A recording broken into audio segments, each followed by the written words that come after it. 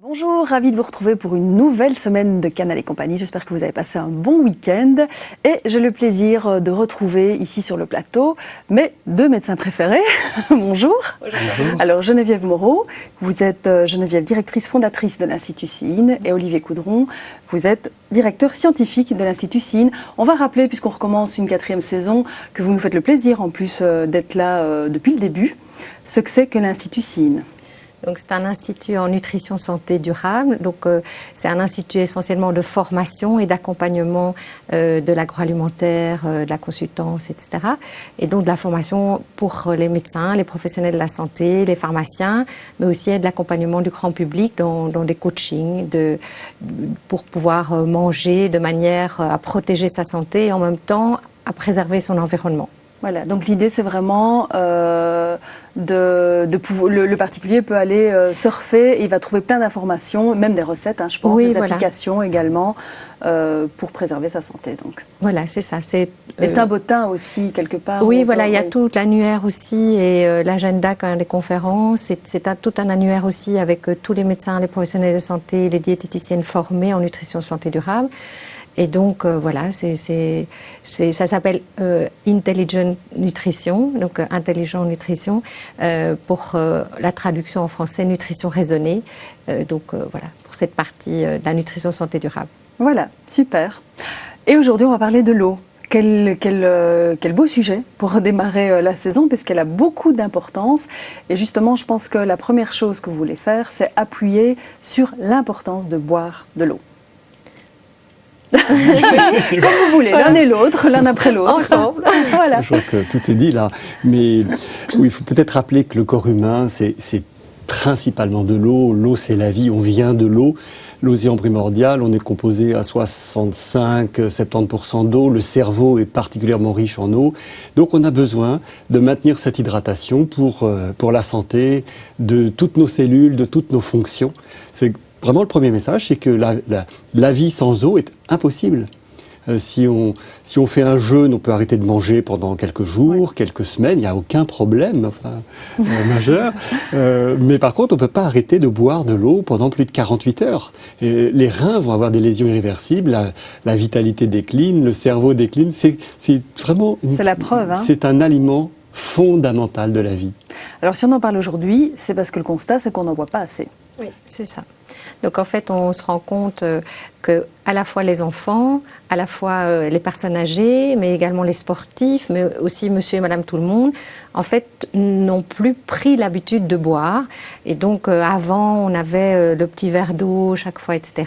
Et maintenant, c'est plus automatique. Donc vous avez parfois, les mamans doivent le voir, des enfants qui partent à l'école le matin ou des ados qui n'ont même pas bu un verre d'eau. Ils ont vite pris leur petit déjeuner, ils n'ont même pas bu. Et parfois, même en classe, les enfants ne boivent pas. Au repas de midi, un tout petit gobelet d'eau. S'ils boivent, mais autre chose que de l'eau. Voilà. Et donc ça, c'est vraiment très, très important. Et donc c'est avant d'avoir soif. Souvent, on dit, quand on a soif, c'est déjà trop tard. Et donc c'est avant d'avoir soif, penser à boire.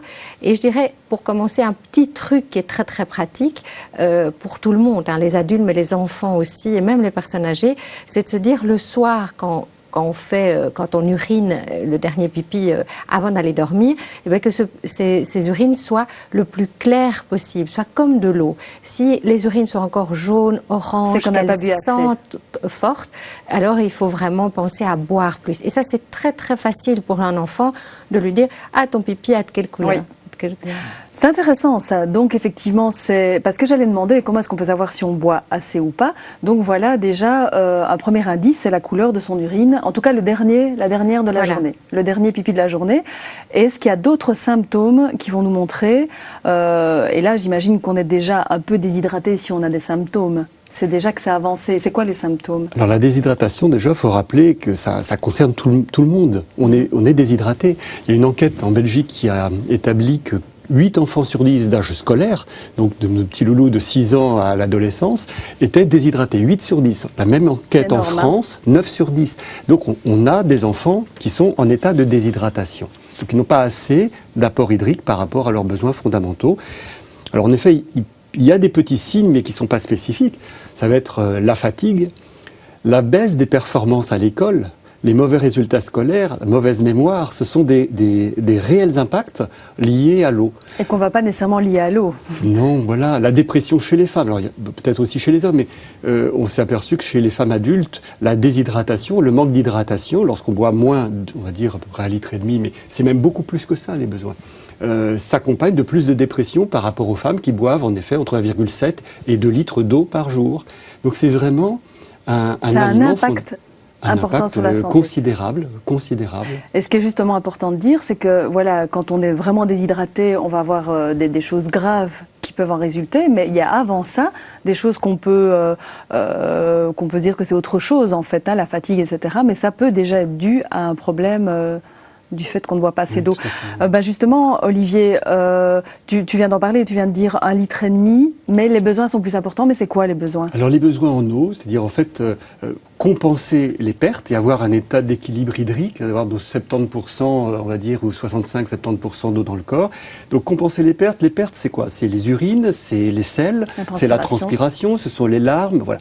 Donc on estime qu'on a, on a des larmes physiologiques, c'est pas... D'accord. Donc on est entre 2,5, enfin voilà, autour de 2,5 litres d'eau par jour pour un adulte de 70 kilos. Donc il faut avoir dans l'apport alimentaire global, c'est 2,5 litres. Peut-être un petit peu plus quand il y a des fortes chaleurs, lorsqu'on fait une activité physique. Oui. On est certainement au-delà de 3 litres. Et on peut compter quelle pourcentage va nous être amené par l'alimentation, donc pas l'eau simplement qu'on va verser, voilà, parce que ça c'est important aussi. Il y a des abats qui sont, ça dépend un petit peu du type de repas. Oui. Normalement, les aliments qui apportent le plus d'eau, ce sont les fruits et les légumes, qui comportent plus de 80% en teneur en eau. On mange déjà pas assez. Exactement. Donc il y a la théorie qui dit notre alimentation variée, diversifiée, avec les légumes que l'on mange tous, vous savez, 400 grammes de fruits et légumes par jour, bien sûr, eh bien, nous permettent d'avoir finalement un manque en eau qui doivent être apportés par les boissons de l'ordre 1,5 litre à 1,7 litre. Ça, c'est la théorie. C'est déjà pas mal. Hein. Dans la réalité, on peut aller à 2 litres facilement. Voilà. Alors aux États-Unis, par exemple, les recommandations sont beaucoup plus précises qu'en Europe, où l'OMS même a des recommandations précises qui dit qu'il faut être au-delà de 2 litres d'apport d'eau en boisson par jour. Voilà. Okay. Et c'est à majorer en fonction de l'activité physique et sportive, bien évidemment, ou des températures élevées qui vont encore augmenter ces besoins hydriques. Les enfants aussi ont besoin de ça?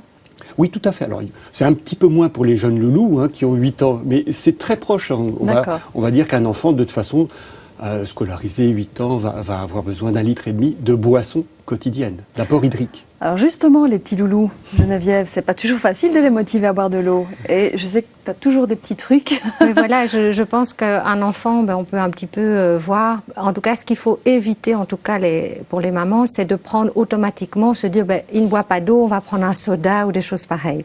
Donc on va plutôt essayer, je veux dire, d'aromatiser l'eau.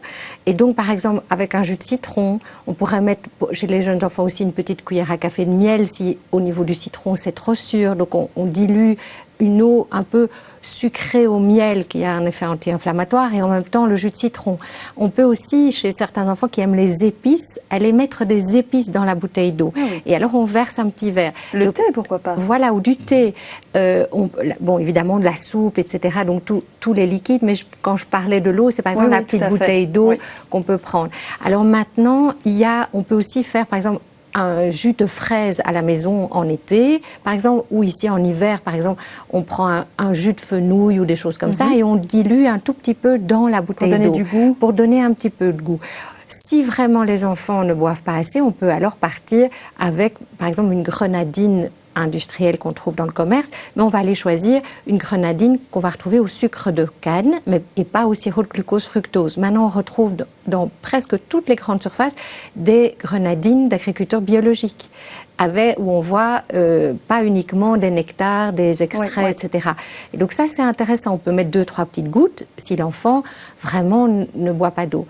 Quand je disais les épices, ça peut être, par exemple, une graine de cardamone qu'on met et qui donne un petit goût. Ça peut être aussi, si les enfants adorent l'anis, de l'anis étoilé.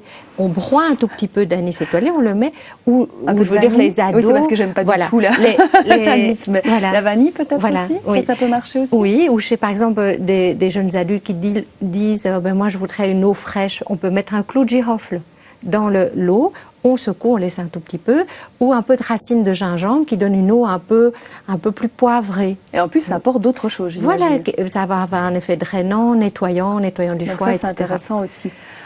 Voilà, pour ma propre expérience, moi je dirais juste, c'est plus tôt on les habitue, plus tôt ils vont avoir, enfin ils auront peut-être la chance de développer justement le goût de l'eau.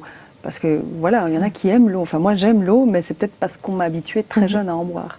Donc c'est vrai qu'il faut commencer tôt. Donc l'importance de l'eau, mais est-ce que justement on peut dire que toutes les eaux se valent?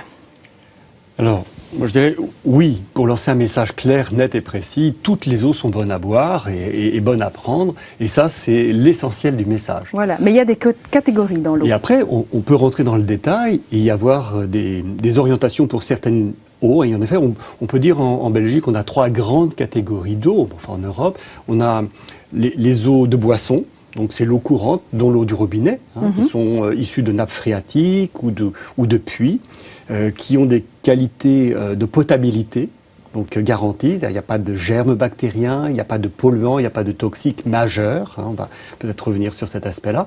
Mais donc elles sont favorables à boire. Et plus j'en bois, mieux c'est. Et en plus, c'est durable pour la planète. Voilà. Oui. Ça, c'est la première catégorie. Elle est bon marché, elle est accessible et elle est pleine d'eau.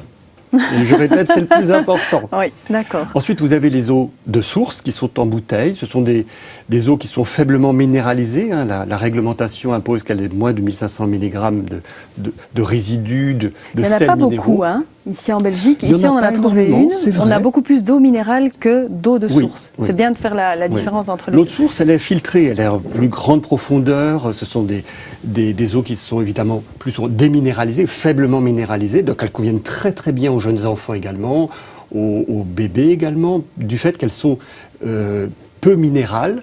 Et donc ces minéraux peuvent présenter des avantages, mais aussi des inconvénients pour les bébés. Et ça, c'est donc la 3e catégorie, ce sont les eaux minérales. D'accord. Les eaux minérales, ce sont des eaux C'est celle qu'on retrouve le plus finalement. Oui, c'est vrai, c'est vrai. Mais voilà, en Europe, il y a quand même beaucoup d'autres sources. Après, si on cherche, on a des appellations de sources qui sont intéressantes. Mais c'est vrai qu'on connaît plus les eaux minérales, Oui. qui sont... alors là, il y a beaucoup de catégories en fonction justement de la composition de ces minéraux, qui sont parfois du calcium, parfois du magnésium, parfois on trouve du fluor, des teneurs variables en sodium également. Donc voilà, ça donne des profils particuliers à ces eaux minérales. Avant d'aller voir plus loin pour voir si effectivement une eau peut être utilisée dans certains cas, etc., je propose qu'on se rende dans le sud de la province où en fait on a des images de 2 eaux de source. Alors la première en fait c'est la fontaine du Vivier du Riz de Rome, qui est une source qui se trouve rue de la Patinerie à Couvain. Et ça, c'est une eau potable. Alors donc là, en fait, on peut également aller, elle est gratuite, quoi. Je veux dire, à la différence de celle que j'ai ici en plateau et qui est en bouteille, on parlait d'eau de source. Celle-là est potable et on peut aller se servir, en fait, directement là-bas à la fontaine. Donc, et il existe pas mal finalement de fontaines comme ça, mais la potabilité, il faut qu'elle soit vérifiée régulièrement. C'est qu'elle doit avoir des critères organoleptique, elle ne doit pas avoir un goût, elle doit avoir une transparence, une qualité de microbienne qui est propre à la consommation pour tout le monde et sans risque. C'est ça l'eau potable, qui doit être contrôlée en effet. Voilà, et donc, voilà, comme ça on sait en plus dans quelle bouteille elle se trouve. On va pouvoir la goûter ici en plateau, puisque mon collègue Vincent Croisier nous a fait le plaisir de nous remplir une bouteille, donc on va voir si elle est bonne. Et d'ailleurs, avant de goûter cette eau qui nous vient de Couvain, petit test parce qu'on va en parler également ici des carafes qui filtrent. Et avant d'en parler, je suggère qu'on fasse un petit test ici. Vous avez 2 verres devant vous. Alors il y en a une qui contient l'eau qui vient directement du robinet et l'autre qui contient l'eau passée par, on appelle ça une cafetière ? Non, c'est pas une cafetière. Une cafetière à filtre. Voilà, c'est ça. Une cafetière à filtre. Charbon, donc voilà, donc je vous invite à goûter l'une et l'autre. Je vais faire pareil pour voir si on sent... c'est une dégustation à l'aveugle. J'aime bien parce que les dégustations à l'aveugle, c'est souvent du vin, mais ici c'est de l'eau.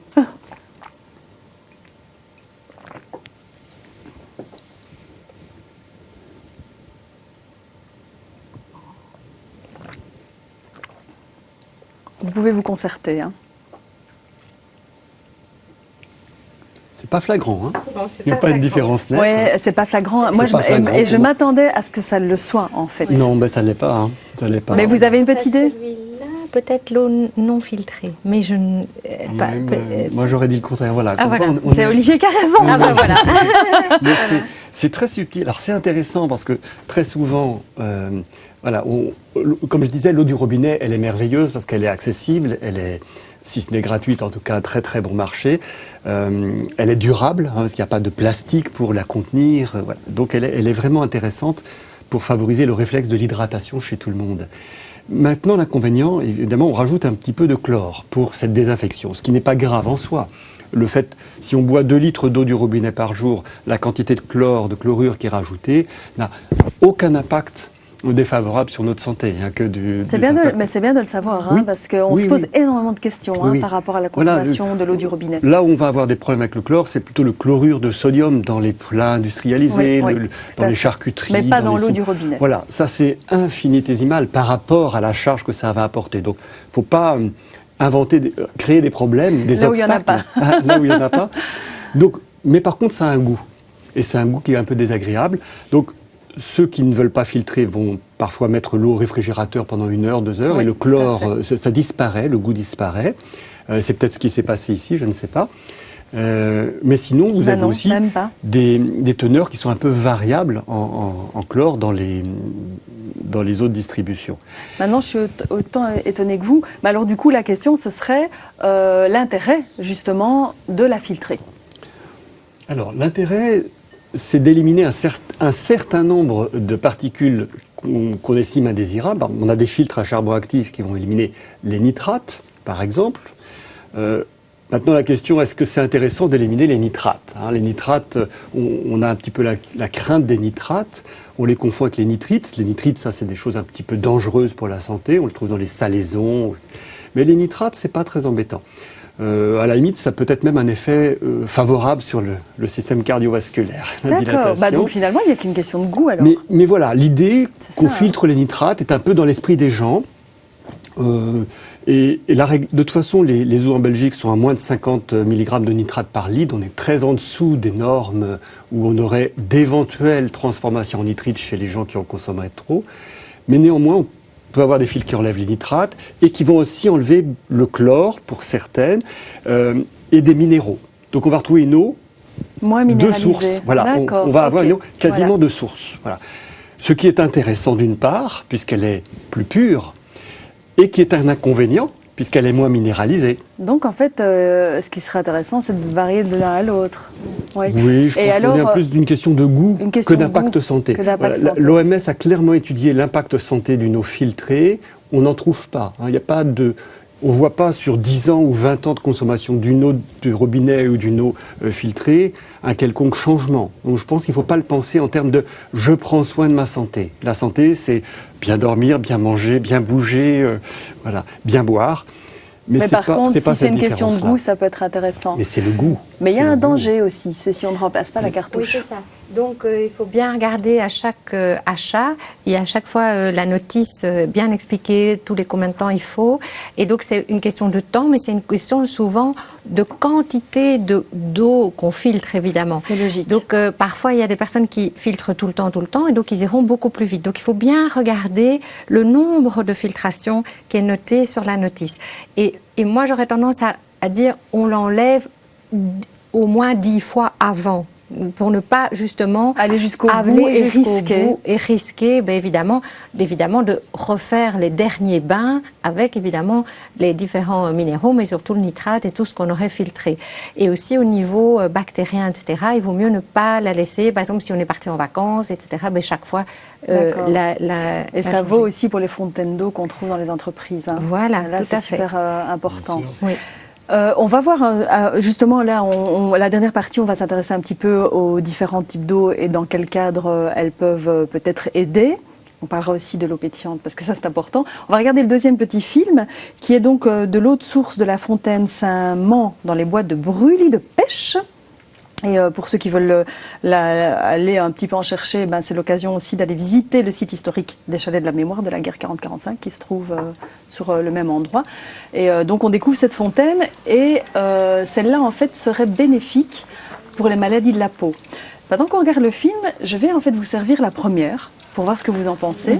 Du coup, on boit notre verre d'eau.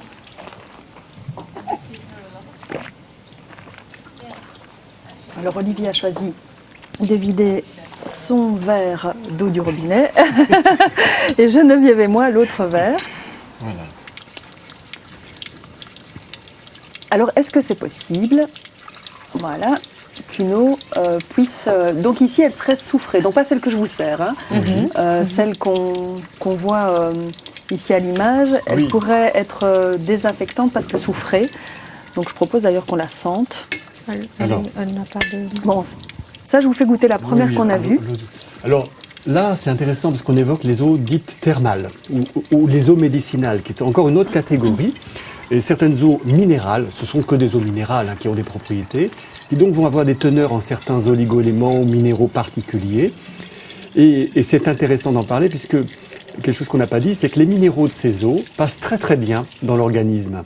Par exemple, le calcium d'une eau calcique a un pouvoir d'absorption, d'être absorbé aussi important que les produits laitiers, de l'ordre de 40%. Super important ça.